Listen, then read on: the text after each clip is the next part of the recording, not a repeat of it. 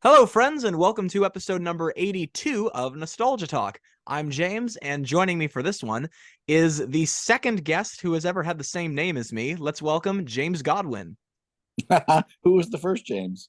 Well, technically third. The first one was Jim Benton, who's a book author. He did the Dear Dumb Diary books, but he didn't go Nice. by James. He went by Jim. Right. And just this past October, I got another book author, also named James Preller. He wrote Jigsaw Jones, Bystander, adaptations of The Fox and the Hound, Iron Giant, Space Jam, and both of them are still very good friends of mine. I stay very good friends with pretty much all of my guests. It seems like you do. That's very nice. That's great. I didn't realize you had such a wide reach. That's wonderful. No, thank Iron you. Giant was one of my favorite stories of all time. Well, I'm a big fan of the film, and we read the book when I was in seventh grade, I think it was, and then we saw the film. But of course, the book was called The Iron Man, and I think that was the year that the Avengers came out, so I was pretty confused. Oh, I didn't know that. I only hmm really know the movie. hmm Yeah, I don't know that I did not read the book. I was a big fan of the movie. Um yeah. And I did Toy Fair with Vin Diesel one time. So yeah, Oh, that is so cool. it's on YouTube somewhere. Oh, I'll have to find that. Now, for anybody who doesn't know, James is a puppeteer in television and in stage. A lot of you guys probably would know him best as Bob the Anteater in the PBS series It's a Big, Big World, Maestru and others in Oobi. He was the puppeteer for Winnie the Pooh in the Book of Pooh. He did additional characters in Between the Lions and for various Sesame Street and Muppet related projects. This is all true stuff. Yes. Mhm. Yes. So, how did you first become introduced to puppetry? I was just recently moved to New York, and a friend of mine who had gone to it was a student of my father's. My father taught theater at a college in Pennsylvania, and we had done some summer theater together. And he had gone to work with. He didn't start out with the Bill Baird puppets. He started out with I can't remember now. National Marionette, and then he started to work with Bill Baird. Even though Bill had passed, he worked with Peter Baird, so they were still doing productions. And I was doing weird performance art in New York at the time, and masks and visuals and stuff. Cool. And then he said, come see Alice in Wonderland. We're doing this show. So I was like, I don't like puppets. I don't like the way marionettes look. I love bunraku, the Japanese tabletop style. I just thought it had more mystery and it had more weight to it. So I was like, okay, I'll go see it. And I went and saw it, and then I was kind of blown away by the amount of stagecraft and technicality and beauty of what I was seeing. And then I was like, well, nobody's doing that in the downtown weird performance art world. So I was like, I can make things. And then I tried to make my first puppet, and it just sort of exploded from there. So I made a puppet. I went and did like my usual act, what I would do, and then I brought the puppet out. In New York at the time, there weren't puppet slams. You would go see like a fancy marionette show, or you'd go see a fancy bunraku show, or something like that. But it was rare. I think in Canada they had a more robust live theater tradition, but in New York it helped me to stand out because I was good at it, and I could make objects that looked like they were alive. And we started to collaborate, my roommate and I, and it just kind of grew out of that. So, do you We remember would your? Sorry, oh, sorry. No, go ahead. I'm sorry, I jumped you. no, I cut you off. No, it's fine. It's Okay, fine. I was gonna ask you if you remember what your first ever gig in puppetry was from there. Gig, like, you mean like a paying TV or that sort of gig, or You know, Well, you've had quite the eclectic career as a puppeteer. You know, you've done stage puppetry, tabletop puppetry, and even TV puppetry. yeah. Um, so Well, yeah, okay, I do have a good answer for that. okay. My first gig is I went to an audition that a friend of mine uh, recommended me for. I didn't have an agent, and I went, and it was for a toy called Street Sharks that we're trying to like piggyback on Ninja Turtles. So they were sharks, and they were muscly, and they were these hand puppets. And so I went and I auditioned, and I didn't think I would get it, and then I did get it. And then I was on set with Joey Mazzarino and Randy Carfagno, who are both very. Randy used to work with Baird, and um, I was way underqualified. So I ended up on a TV commercial doing Street Sharks. It was a toy line, and the cuts were really short. They're like 8 seconds piece, and I had no monitor skills at all. And Joey Mazzarino, who used to work at Sesame Street, he was one of the head writers, etc., was like coaching me through how to do really short takes, and we became friends. And that was really the first gig, and that became. Then they asked me to work at Toy Fair because nobody wants to work Toy Fair, but I did. And Vin Diesel was one of the Street Shark representative guys who would like tell you all about the toy line and everything like that. And he was telling me about how he made a movie, and I was like, "You're full," but he wasn't. And yeah, that was my first like real gig. I So was think. that like before Vin Diesel became like massively famous? Yeah, yeah. It was Whoa. before he had just sent his. He made a um like a short indie movie on his own. But you meet a lot of people in show business, and they're like, "I made this movie. I did this thing. I sent it to Steven Spielberg. We're in talks. We're going to do this thing." And I was like, "Sure, man. Yeah, of course you are." And then he's in Saving Private Ryan, so he, he's a hustler. But it's just one of those strange passings of like where you find yourself in the business. And I was just like shaking this straight shark puppet sitting inside a crate. Didn't even have to memorize any lines at all. That was probably. I had done some stuff before then, like touring, live stuff, industrials, but that's probably like gig wise. Yeah, that would be the first, I think. Do you remember the first time that you did puppets on TV? Well, there's that, but that's a commercial. That totally counts. Yeah, but the real one was Bear in the Big Blue House. Mm-hmm. Um, I I needed a job, and I had we were doing live shows a lot, and the producer creator of Bear in the Big Blue House, Mitchell Kriegman, had reached out to us, and he wanted to like develop something with our company that we were doing live stuff. And I reached out to him. I was like, "Hey, what can I come work on your TV show? I'll sweep up. I'll do, whatever." And he was like, "Oh no, you should come in." And so he got me a couple of days as a day player in the background on Bear in the Big Blue House. Worked for Jim Krupa, who was the puppet captain, Peter Lentz, Tyler Bunch, um, and it was just great. It was awesome. Mm-hmm.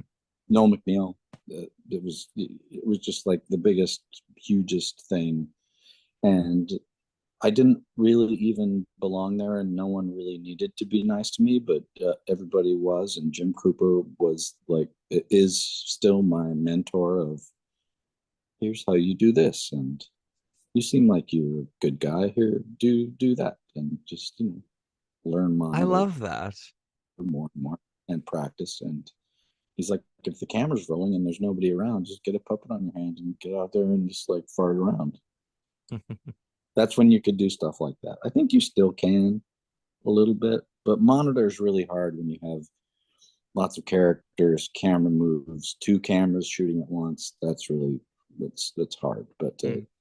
Jim And Krupa. I think that the biggest distraction about that when you're watching the camera move while you're looking at the monitor, like I hear Frank Oz and Carol Spinney and Jerry Nelson, I've heard them talk about it before, that if your puppet moves to the right, like if you're moving the puppet to the right on the monitor, it moves to the left. And with the camera moving with it, I can just imagine how much more confusing that would be. Yeah, you have to learn how to. It's a thing. The Now you can just switch it so the monitor mirrors the camera movement, but we all had to learn reverse. Yeah, you go this way, the camera goes that way, and it takes a little while to get used to because it used to be a matter of how the cables ran from the camera, I think. Um, Now you can just fix it. You don't have to do reverse monitor at all, but it's kind of like this trial of fire, and it's like the way it was done. So now it's the way people still do it.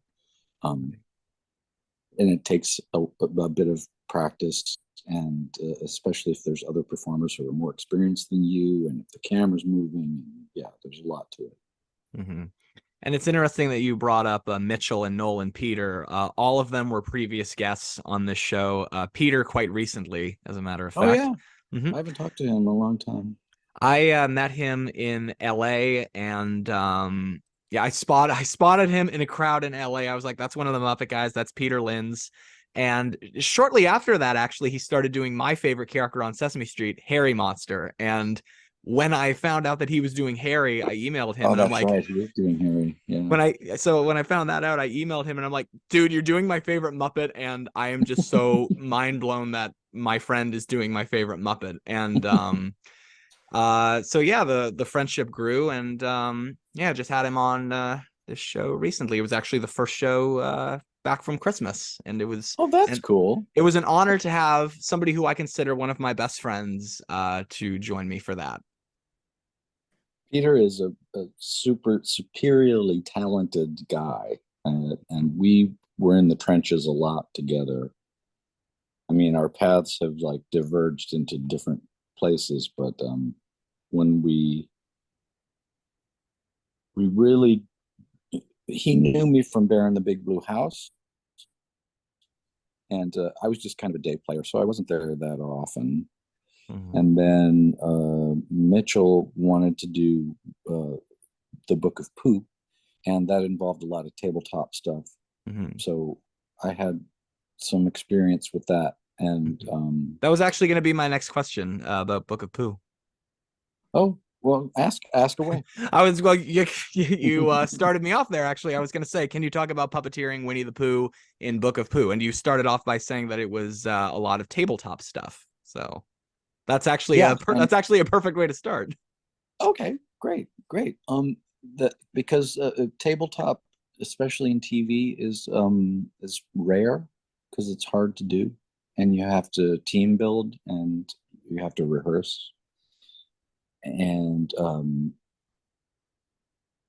Peter is and it was pre-recorded, which was also very difficult because we had to. Well, Peter at first was the one memorizing the lines and stuff because it was a pre-record because they needed Winnie the Pooh to be that voice.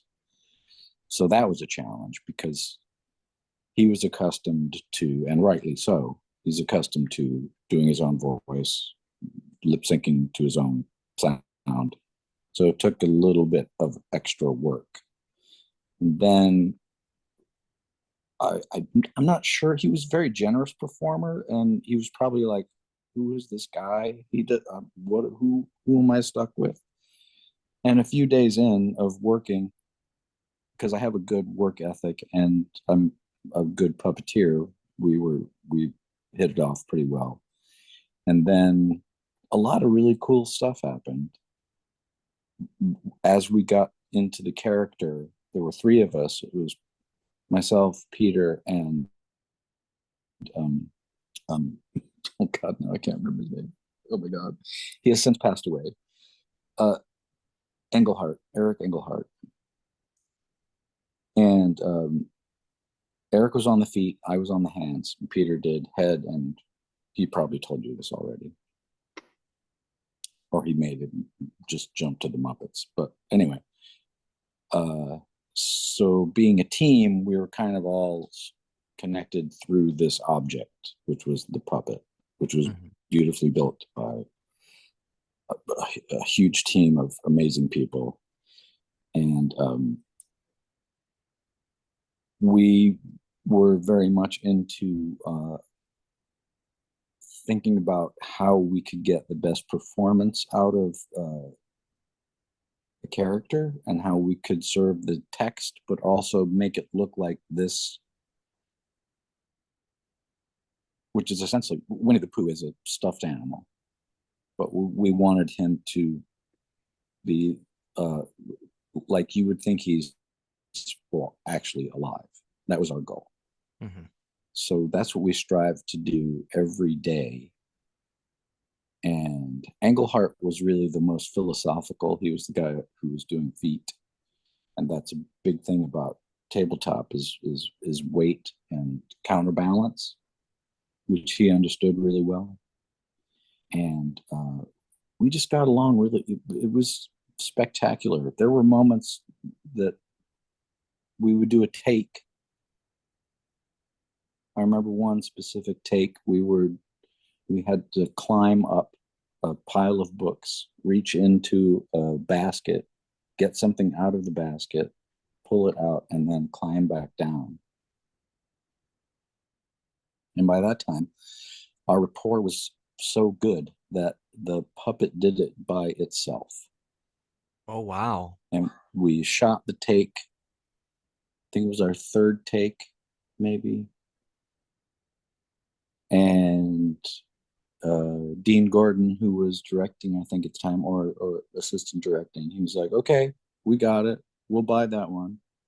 And we're all in green hoods. We can't see each other. We're all in green, these weird suits.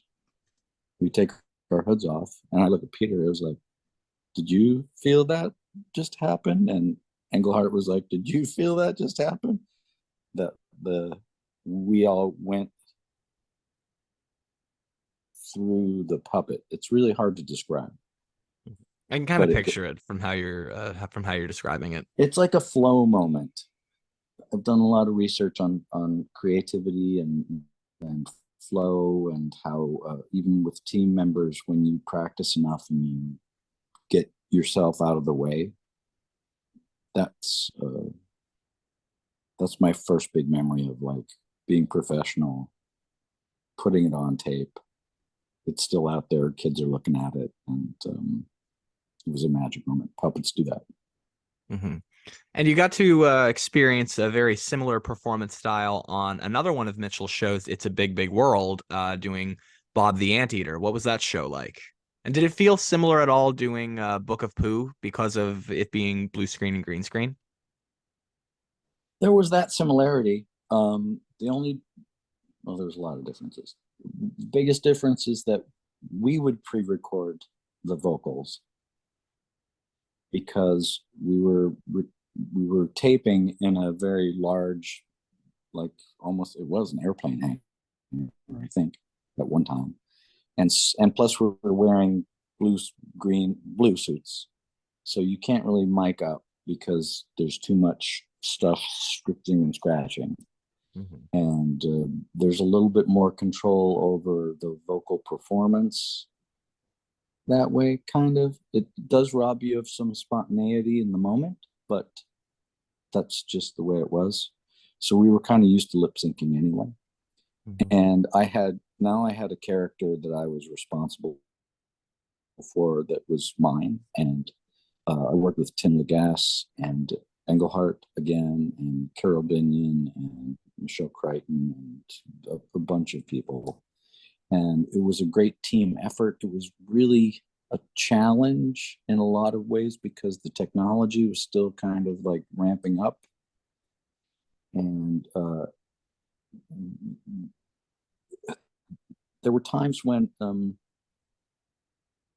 I had a lot of fun. It kicked my ass. It's a very physically demanding process. I believe it. yeah. So, and we would go live up in the Hamptons where the studio was, off in, not really in the Hamptons, but out there. So we'd all stay there for the week.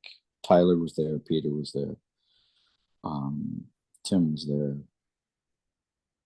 and so it was a lot. Amy Garcia was there, Melissa was there, and it was a big. It's really hard to describe the kind of team effort that happens with that sort of show when you're under that kind of pressure. But when you're actually like doing something that you love, and it's like no one had ever done that before. That show stands alone to this day, I'm pretty sure, for the amount of quality and the way it was shot and the way it looked. There's nothing really, I don't think anything really looks like that. Maybe Helpsters a little bit, but full body puppets, green screen, computer generated backgrounds with live set objects. We did a lot of crazy shit on that show that I don't think has ever been done since then. Yeah, I think Dave Goles puts it best that with a lot of puppeteers like you guys on that show and also with the Muppets, nobody is crazy enough to do what it is that they do because they go to the full extent. Yeah, and Dave is just the greatest guy. He's one of the, well, there's a lot of great people. I got to spend time with Dave. I don't know him that well, but I did spend some time with him, and it was a real treat because, yeah, you look at the Muppet Show, and there's a lot of stuff that nobody does that anymore either. Yeah, like Brian Henson, I saw one of his intros to the Muppet Show, and he had said that a lot of people thought that the Muppet Show was taped live, but and I can understand why, because you've got the audience laughter sound effect to make it seem as if it was and the backstage plots made it act like a sitcom, and then the skits made it act like a variety show. I always viewed it as a show about a show. And Brian had said that a lot of people thought that it was shot live because of that. But how could it be shot live when every shot is a special effect?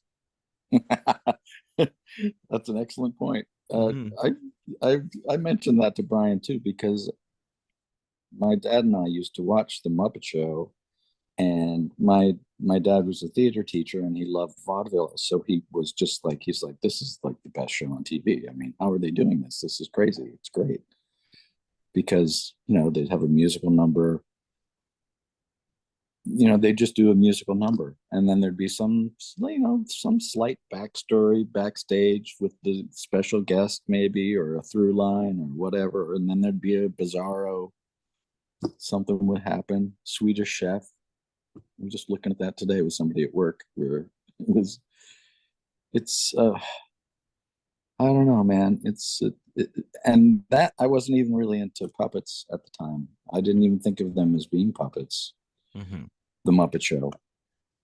And now that I work in the business when I can, and everybody has such an encyclopedic knowledge of episode and character and storyline, and even working with Brian on Puppet Up and all those sorts of things, it's kind of mind-blowing how big a cultural impact it had,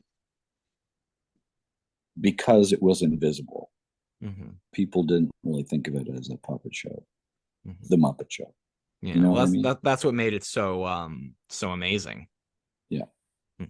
And that's kind of the goal of it, at least in my eyes. Like, first of all, why would you use puppets? Is there a good reason? Usually it's scale or mythology or fantastical creatures or whatever. And then it's to be invisible, to make people forget they're looking at a puppet. That's the real goal, I think. Well, that actually does lead to my next question, which is about Oobi. And like, I've seen Oobi. We'd never had Noggin here in Canada. But for any of the listeners who don't know what Oobi is, I mean, it's a show that's been brought up on this podcast before. with Noel and Cheryl and Pam Arciero. Yeah. And it's an interesting kind of puppet show because rather than just having a piece of felt on the puppeteer's hands, or in some people's cases, their feet, it's actually their own human hands Yeah. with eyeballs on the fingers Mhm. and occasionally little hats and clothes to make them seem like they're different characters so that way they all don't look the same.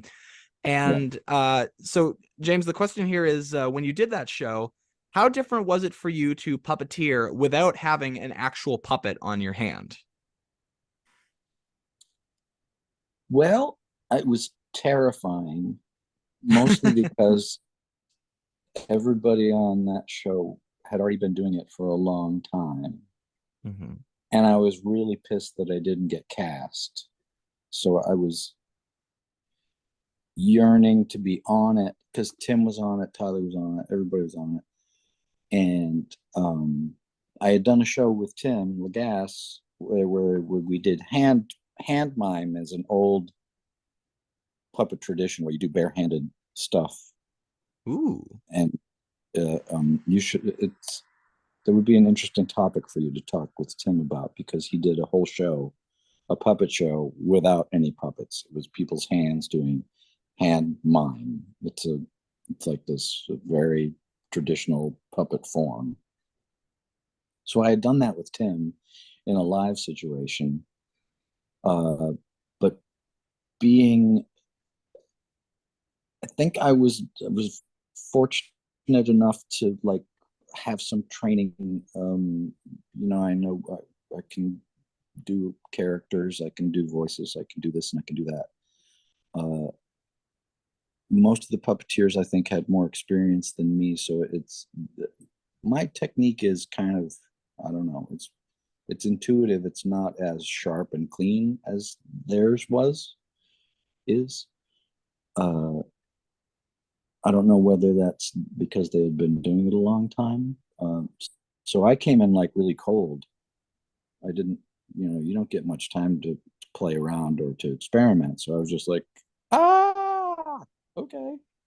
And so the eye technique on hand is one of the training techniques you get when you like start for Muppets or you take a puppet class or something. You start with those googly eyes and just your bare hand.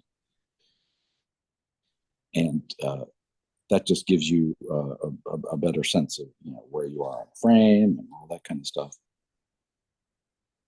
And so I felt really naked, but then with the support of everybody else, and the characters were fun. It was, I think I even played a cat in a tree or something. I did. It was like a cat stuck in a tree, so I had to like put my hands up in a tree, and then I was the conductor.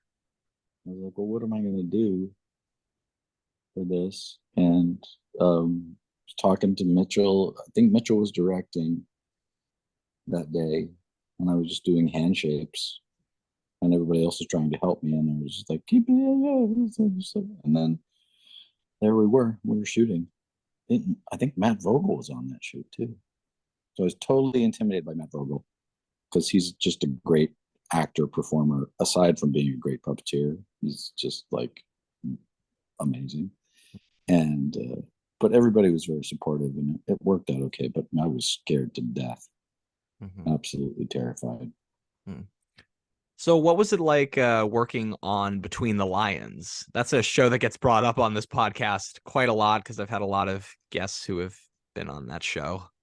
Again, absolutely terrified. Why, However, why was this one terrifying?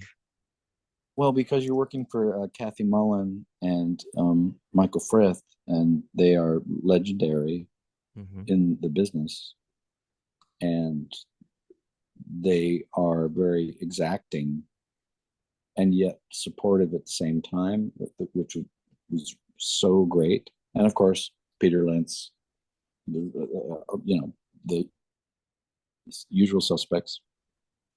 Um, I was kind of a day player here and there, but they had a pretty solid cast. They didn't they tried not to stretch out too much to get too many people. Again, Jim Krupa was on that team. Tyler Peter, Tim, Jim Napolitano, and they asked us. They had seen my company do a thing at the Henson Festival. It was a piece that we would call Mungo, and it was just a guy, a little green demon guy who danced to a James Brown song. Mm-hmm. And it was like I always called it like a little dessert. It was barely 5 minutes long, and my motto was too short to suck. And we would do it, and I forget who. I think it was Kathy who asked us to come and meet with them, and we met with Michael Frith and Kathy, and we developed a character who was a guy who lived in the jungle, and this elderly couple adopt him and bring him inside and like dress him up and clean him up and everything. But then the jungle starts to die, and it's Ruby Dee and Ozzie Davis, so the couple. You know, there's these like legendary actors, Mm-hmm. and it just again it kicked my, it was just beyondo, and we were doing really long days, and Kathy is a very supportive, and she's just amazing on set. That's what I'll say. She's a force of nature, and she knows like every corner of every shot and where it's going to cut and what's going to work and what's not going to work. She can do 20 puppets. She can do 2 puppets, and it's all amazing. And I was way out of my league again. Mm-hmm. And we did it. We did a long day, and it was one of those moments where I felt like someone trusted me with a lot of responsibility, because they were interested in getting people from different areas of like Jim Henson used to do. You know, let's watch The World of Puppetry. What was the show called? I forget now. But he would go out and shoot video of people doing stuff that wasn't on TV, like Bruce Schwartz and lots of other people, Moominchance and all that kind of stuff. Mm-hmm. And so it felt like she was trying to do that too, to support people like us who were doing live, weird but good-looking stuff. Mm-hmm. And I don't know, man. Again, I was way out of my league, and somehow it worked out. The cut looked good. She still trusted me after that to hire me for a couple other jobs doing no strings. So Oh, that's great. Yeah. She's well, they both are. And to work with Michael Frith, you know, I still like have a copy of his drawing, because he wouldn't give me the drawing of the puppet we designed together, kind of. He was nice enough to just like share drawings with me. That's great. Yeah, for me that was just like, oh my god, I can't even believe this is happening. And you also did 2 Muppet Christmas specials, one with the Muppets franchise, one with Sesame Street. You did the Sesame Street special, Elmo's Christmas Countdown. Yeah, yes, I did. Yeah. What was that like? Well, those are big days, and it's a lot of people, and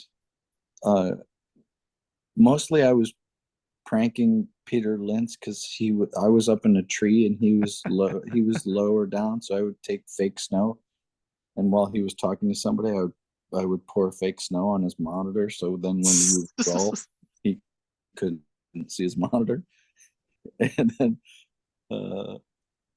then Jennifer Hudson, I think, was the part of it, right? Yeah, that's almost, yeah. Yep. Um, so they had every puppeteer in America, I think, working because there were thousands, like not thousands, but birds and animals and beavers and stuff all in this long tracking shot through the trees. Mm-hmm. I don't know if you remember that. And while they're getting lights set up, Jennifer Hudson goes over to this puppeteer who's got this bird in a tree, and he's all set up. He's got his monitor and everything. He's just like, oh my God, Jennifer Hudson. And she's in full makeup, and she kisses the puppet and gets lipstick all over the front of the puppet. And then we're like rolling, and this poor guy's like, so he's trying to show different side. He's trying not to show like this big lipstick smear because there's 20 puppets and the wranglers are like running around trying to do all the stuff. And I see it on monitor. I'm like, oh my God, this poor guy. And they're like, no, face the camera, face the camera. And the guy's like, somebody comes over and has to like rub the lipstick off. And Jennifer Hudson's like, oh, whatever. This long tracking shot. We do it a million billion times. I think Matt was directing that part, Matt Vogel, if my memory serves me. And then it's kind of like, you're part of the chorus. I think I played a deer or something, and I played no, that was the other one. Played rats. And that one I was like a bee, something in a tree and a deer with the big end shot where it all comes up. Mm-hmm. Yeah.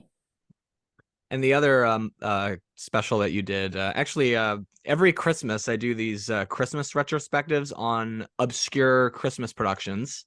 I have this little video series called Nostalgia Talk Bonus, and that started out as a tribute to. I did a little video that was a tribute to Carol Spinney. A couple of previous guests spoke about Carol Spinney, and I just kind of collated those clips together. And then I started doing showcases of toys that I had, look backs on movies and TV shows. I've even brought back previous guests for retrospectives at times. And around Christmas, I do retrospectives on nostalgic and obscure Christmas productions, but I call it Nostalgia Talk Christmas Bonus because, when you get your Christmas bonus. So Nice. I usually only pick just one Muppet one per year, and this past year I picked Muppet Christmas Letters to Santa. Yeah, that's another one. Yeah, That what was was the that like big for you? another. It was big. There Mhm. were Well, I can there were imagine because in both cases you've got the major Muppet performers, and I mean, like a lot of those people were on some of these shows that I've mentioned, but in this case, they're doing the characters that they're famous for, so I can imagine that it would be intimidating too. Oh yeah, Dave was there. Kurt was directing. He's a big personality. He's really fun to work with. Because I was like, wow, man, this guy's on fire. You work with directors or producers or something, and he was just like, holy crap. And then it was a lot. Mostly I was a rat in the background. I'd play one of the rats. Was it Working the with Tim. Christmas caroling rats? I think so. We were the rats plugging in the Christmas tree. I remember that gag Mm-hmm. because Dave was in the room and he had a visitor. He had someone come to visit who was sitting on set. Um, and again, I was just terrified because everybody was, top tier Muppeteer, and they're like, "Hey, we need you to do Zoot in the background." I was like, "Okay, yeah, I'll do my best." Or just like dangle this rat in the mail scene when the rats are going up and down on chains. Mm-hmm. I was up in the scaffolding with the monitor that my character was totally blocked by the actor who was playing the mailman.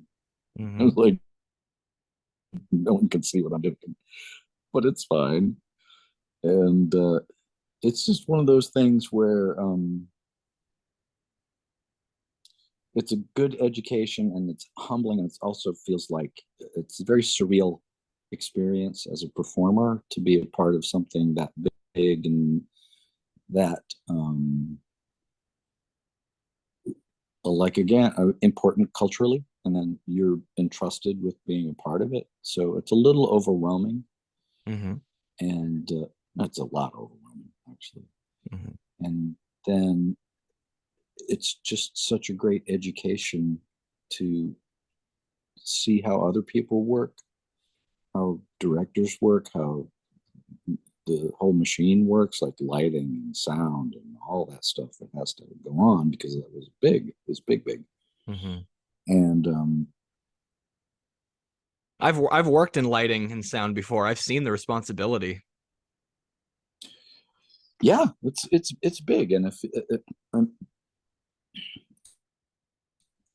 I think big is probably the not the best descriptive. It's complicated, and it's very stressful because there's time constraints, and a lot of people have different needs at different times, and it's hard to know when. It's hard to perform when you're tired, or you're confused, or you're frustrated, or whatever, because you're going to be all those things. It's great to be on set. You're just not happy all the time. Nobody is. You're just Yeah. like, what am I doing? What's happening? Or you're waiting around for people to do what they have to do. But you have to be able to get where you need to be and do what you need to do within a moment's notice. And that is the biggest challenge. Because if you're tired and you've been, other people have, the set has to change, or the lights have to change, or this doesn't work, or that sort of thing. That's a big challenge. So I learned from watching other people how they do it, how they stay on top. And as we were saying, when you did that special, you got to work with a lot of the maybe not a lot. I mentioned in my retrospective that by the Letters to Santa special, a lot of the classic Muppets, like characters like Jerry's characters and Richard's characters, like they had been reestablished with new consistent performers. Matt taking over Jerry's characters and David taking over Richard's characters, and like that really, I feel like that helped bring the Muppets back to relevance, because like they knew them, so they worked. They knew how they worked, so they knew the characters, and that kind of makes me wonder about some of the original Muppet performers, and that I'm wondering if you got to meet who are no longer with us. Did you ever get to meet Carol Spinney when you did Elmo's Christmas Carol? Countdown, I mean. I didn't actually meet Carol on set there. We were on different shooting days. I met Carol at a puppetry festival, like they do the National Puppetry Festival every 2 years, I think. Because I've never really been on Sesame Street. I've never been on Sesame Street. And so he was there, and actually just met him in the elevator. We were going down to breakfast. That's the extent of my relationship with Carol. And he was super sweet, and he's one of my heroes. I mean, to think that one person can be Big Bird and Oscar the Grouch is like, it seems like the pinnacle of what? It's almost like a Samuel Beckett sort of dichotomy of how you could be the sweetest and the most weirdest, ugliest, dirtiest. Like that's a performer's dream, really. And he got to do that. And so that's what I said to him in the elevator. And I don't think many people say that to him, even though everybody's like, "You're Big Bird and you're Oscar the Grouch." And I was like, that's kind of like you get to do both of the things. You get to be the dirtiest, slimiest, and then you get to be the sweetest, most like purest spirit. That's just like the best. But working wise, I never really was on set with Carol. Well, that makes me wonder if I mean, you I was. I mean, we crossed paths, but I wasn't there like in the same scene with him. Okay. Well, that makes me wonder if you ever met Jerry Nelson. I did. Okay. And I It was at the Henson National Festival when it was like its second year, and there was a big party, a big opening party, and we were invited. My company, we were called the Elementals, and we had done a few things, and we were invited to. We were kind of like the punk band of the puppetry world at the time. Nice. And I'm a punk person, so I like yeah, punk. I like punk music. yeah. So that's that. We were happy to be there and invited and glad to be there. And people liked our work. And I went up to go get a drink at the bar, and I hear this guy ordering, I don't know, vodka soda or whatever. I don't know what Jerry drinks or drank. And we're just kind of, and I'm waiting behind him. And he turns around and goes, "Hey, how's it going?" I was like, "Hey, it's great. Wow, your voice sounds really familiar." I say to Jerry Nelson, "You, your voice sounds really familiar. Are you on TV?" And he laughed. He laughed. He's like, "Well, yeah, kind of."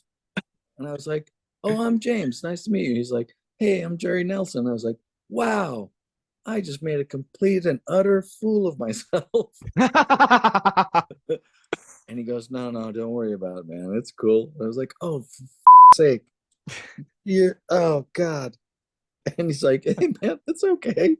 You recognize my voice. That's all I care about." That's what most people And then we recognize. talked a little Yeah. bit. Yeah. Mhm. Yeah. I was just like, "How do I know you? You're just, yeah, I'm Jerry Nelson." But not like a dick way. He's just like, I'm Jerry Nelson." He's like, "Oh, right. Doink." But yeah, he was such a sweetheart. Mhm. As far as I know, that's all I know of him, of his demeanor and being very sweet to me. And he's been very supportive to a bunch of my friends and a lot of his colleagues. He's just the greatest. Mhm. Talking about being around legends such as Carol and Jerry and Dave Goles, you got to work on the Netflix series Julie's Green Room. What was it like to work with Julie Andrews? Oh man, I don't know what I'm allowed to say about that. Um, that was an interesting, I didn't get to do a lot, and the show was, I don't know, have you watched the show? Have I you have, seen yep. it? Yeah. So again, there were a lot of people that I think Tyler's character was awesome. He got to play a duck right? A duck that just does Hugo, yep. nonsense words. Yeah. And I was like, "Oh, you lucked out, man," because he could just be like, you don't have to read the script or anything. Super Tyler. That was a stressful experience for me, but for a lot of different reasons. I think um, they were trying to find their legs for what the show was about or Mhm. what it was doing, and they had a lot of good support through the Hensons and stuff like that. It was a very stressful experience for me, but that's not anybody's fault but my own. It was just it's one of those things where again, day playing, Mhm. and the cast had already kind of gelled, and coming into that with a different sort of sensibility from my point of view, uh, it was a challenge for me to try to like find a groove, Mhm. and but it worked out. I think it looked beautiful. The puppets were incredible. They I really mean, were, yeah. they made these flocked head puppets. I mean, I don't know if you know how dangerous it is to have puppets like that on set, because they one smudge and you're shot for the day. If Mhm. somebody like drops something or gets dirty or something, but they look great. Mhm. Julie So, was nice. Everybody's great. mhm. That's cool. Yeah, Mhm. but it was hard on me. It was one of the hardest. Like I was like, I don't, but this is scary. I mean, being around Julie Andrews, like she's such a legend too. I mean, like that can be kind of nerve-wracking in itself. Well, I had met her previously at she came to visit Big World because she lived out near there, and I think she was trying to figure out how to do a show with Mitchell Kriegman. Mm-hmm. Like her daughter had a children's book. I hope I'm not speaking out of my turn, but she came to the dressing room, and I was in between shots. Everybody else, except for two of us, were on set. And Mitchell was walking her around, and he brought her into the dressing room. And Mitchell said, "This is James Godwin. He plays Bob. He's one of the puppeteers." And I looked at Julie Andrews and I said, "And what do you do?" And she had a big laugh, and so she remembered me a little bit from that because I joked with her. But yeah, sometimes that show was already underway, and I was a day player, and it was just one of those things. Mm-hmm. So you brought up your puppetry troupe, the Elementals. How did you form that? How did that come to be? Oof, that's a good question. It's a big question. Downtown New York performance art scene in the early 90s was pretty vibrant. So you had a lot of people doing poetry, spoken word, performance art, dance, comedy, object theater, absurdist stuff. And like I said, with my roommate, John, who had worked with Baird, I started making puppets and I was performing by myself. And then I was like, oh, well, it's better when you have, two characters.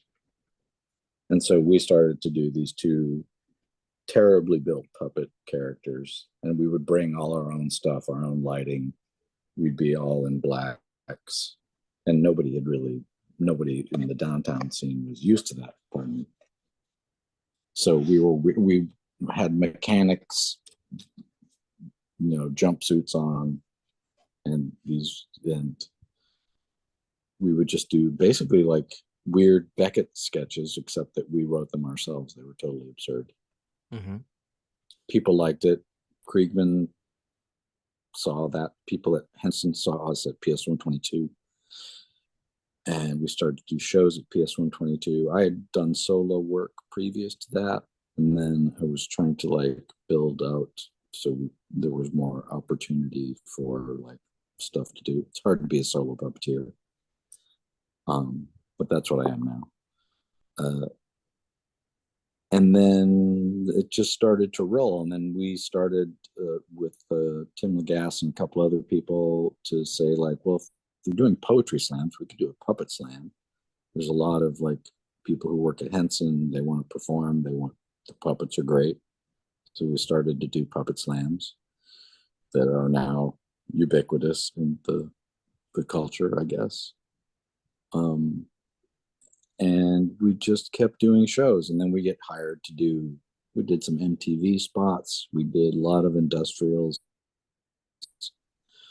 We'd go somewhere and we would do motion capture and do live demonstrations and stuff like that to pay the bills. And then, we would produce a show maybe once every year and a half, like you could back then for no money and low rent. Mm-hmm. And so John and another friend of mine, Jim Nichols, and my then girlfriend ganged up, and then a couple of people quit the band, and then a couple other people joined the band, and then we were the Elementals again, and Tim and I did a Spike Lee TV commercial for during the Super Bowl. Oh, that's cool. Shit. Yeah, it was like before the .com crash. Everybody was doing a .com, and this was for it was like a casting website. Like, go on I think it was called iam.com. So all these kids who wanted to be stars, you upload your headshot and your resume, and you would get hired. But yeah, that happened. He liked us. Spike Lee likes to eat Smarties. So to wrap it up, do you prefer stage puppetry or television puppetry? Oh, stage. Okay. Absolutely. Yeah. No contest. Money's better. TV. Sometimes you get some good jazz out of TV. Mm-hmm. My opportunities in TV have been different than others, but I grew up as a theater kid, and the risk and the energy exchange is you can't really compare it to anything else. You take a risk. I like to take risks. I like to give myself challenges on stage where if I know there's like, well, this is kind of boring. Risk is part of what makes it real. Because if something breaks or if I screw something up, that means two minutes down the line, I'm not going to be able to do that other scene because this happened or that happened. And improvisation is really important in the way I like to perform. So, and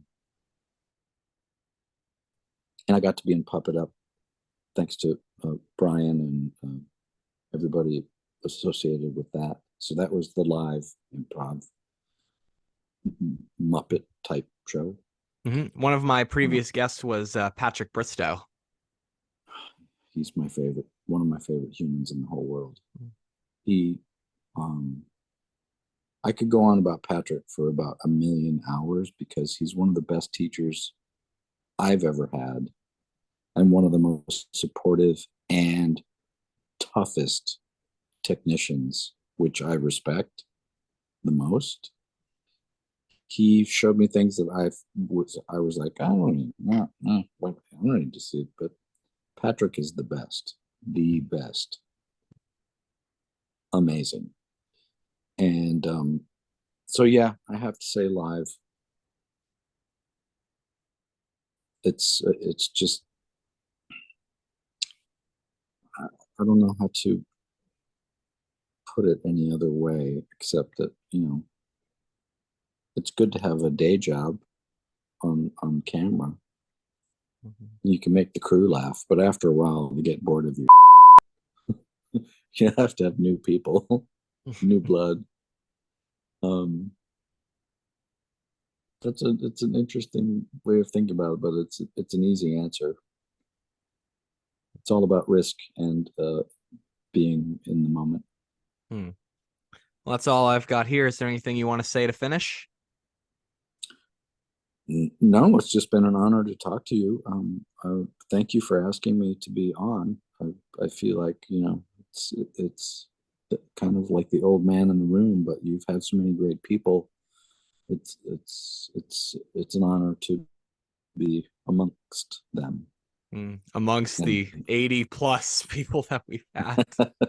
I say we're at episode 82 now, but the reason I say holy crap, this is episode 82, but the reason I say 80 plus is because one of my shows actually featured more than one guest, and it was something I never thought was ever going to happen. It was a reunion of some of the cast members of Lazy Town, some of whom you actually mentioned from Big World, actually.